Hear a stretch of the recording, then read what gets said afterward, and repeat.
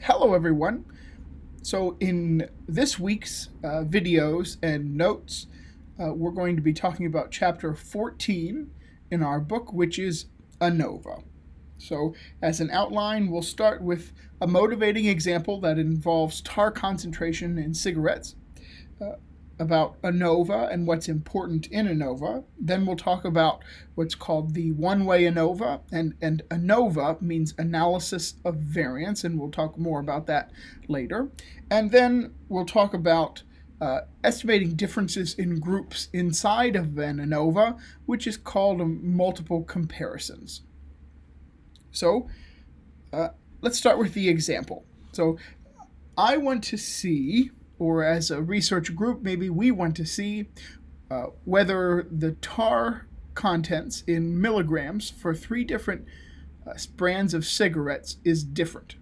Okay, and so usually how we would approach this before, if we had only two groups, two brands of cigarettes, is we do a two-sample t-test. Okay, so if we want to see if there's a difference in the tar contents, we'd look at most likely the mean, okay? And then we'd do a two-sample t-test for the different brands, okay? And it would probably be an independent case. Who knows if we do a pooled or non-pooled test, but we do some sort of two-sample test here. But, of course, now we have three samples, and that, or three different groups, three different populations. And so that complicates it a bit. And so we've got to use something else. The two-sample t-test won't work, of course, because we don't have two populations. So to this end, we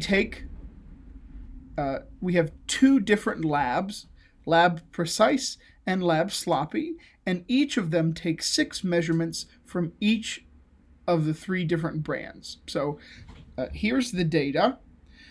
So there are the 6 measurements from Lab Precise, A, B, and C, and then here are the 6 measurements from Lab Sloppy.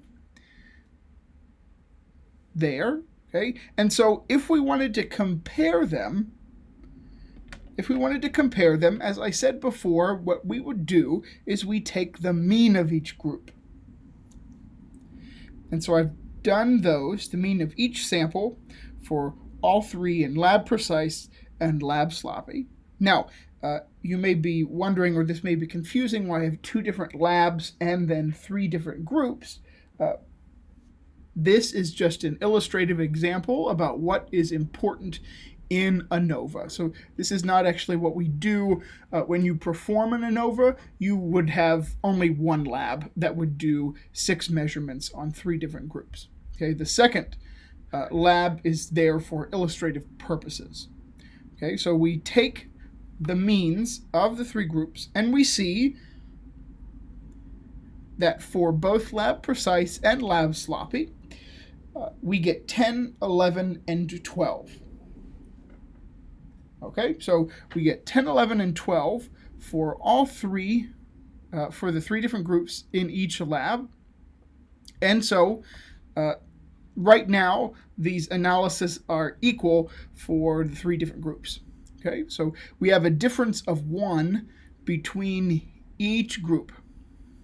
What does that tell us? Well, we're not really sure yet, okay, because in any inference that we've done so far, 1 sample or 2 sample, and we're thinking about t at this moment, the top of our test statistic is the difference in means versus some hypothesized mean, maybe, but we have a difference in mean, which is one thing, but then we also need to take into account the variance of each group, or the standard deviation of each group. And so that's also important. But right now we have the same analyses.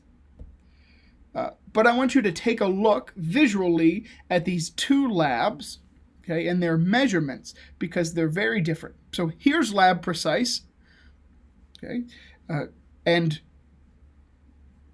company A, B, and C. Okay, and then so if I asked you to look at this and make a decision visually whether or not there's a difference between the groups, I think it would be consensus among everyone that there definitely is a difference between all three groups. Yes? Well, hopefully you see that. Okay, so all three groups are separated. There's almost no overlap between Group A cigarettes, Group B cigarettes, and Group C cigarettes.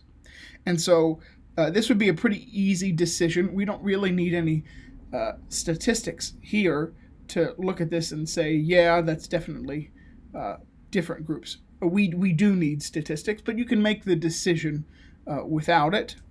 And then we move on to lab sloppy. Now keep in mind, each of the differences in means in the three groups between A, B, and C were the same. Okay? But we see a very different picture here in lab sloppy. Okay? So there's a lot of overlap between Group A and Group B, and then Group B and Group C, and really Group A and Group C. And you see Group B is slightly larger than Group A, and Group C is slightly larger than Group C, but it's a much murkier picture as to whether these three groups are different, and that Group C has a higher one than Group B, which has a higher one than Group A, which was something that was obvious from lab precise. And so what I hope you get out of these two pictures, this one and then this one, is that the differences in means, or the differences between the groups, were the same.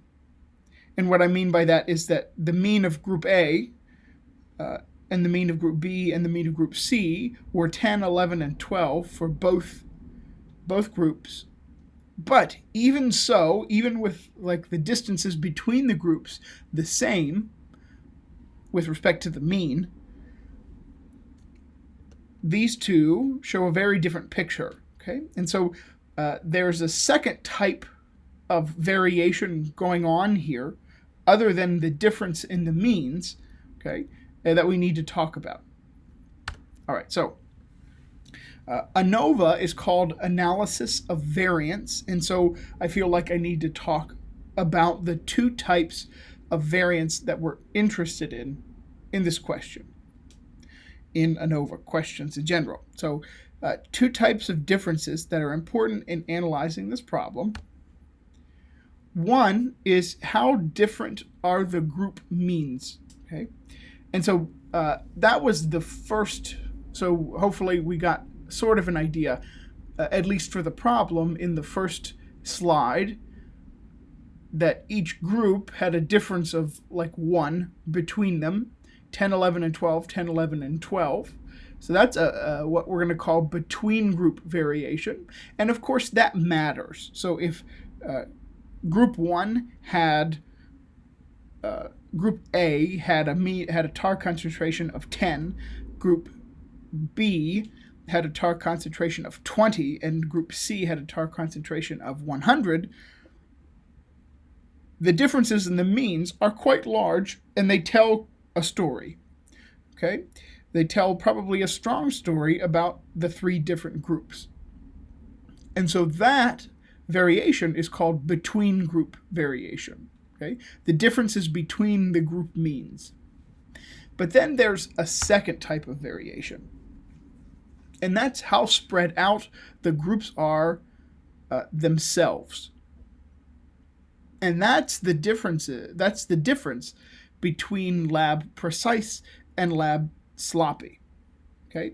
So the first type of variation above, they had the same. They had the same between group variation. But they had very different within group variation. And within group variation means like how spread out where the groups are. So what is like the standard deviation inside the group itself? Okay, we know how to take that. That's just the standard deviation of the points for each group, and then we have to add them all together in some way in ANOVA. But that's basically what we're talking about. So we have between group and within group variation. So if the group differences are larger or are large compared to the variation within each group, then there's likely a difference. Okay, so if the between group variation is large compared to within group, then there's a difference. That's what we saw in lab precise. Okay, there was a lot of separation. The between group was large compared to within group, and so there was no overlap. Okay. However, if the group differences are small compared to the variation within each group separately, then the picture becomes less clear. And that's what we saw in lab sloppy. Okay? So the variation within the groups kind of took over because there was a bunch of overlap. You couldn't really see the differences in group means. Okay? And that's the idea behind ANOVA. Hopefully that made it sort of clear. Might have been a little murky, but when we get into the actual calculation of ANOVA, it'll become clearer, and you won't really have to worry about the idea behind it if you don't want to.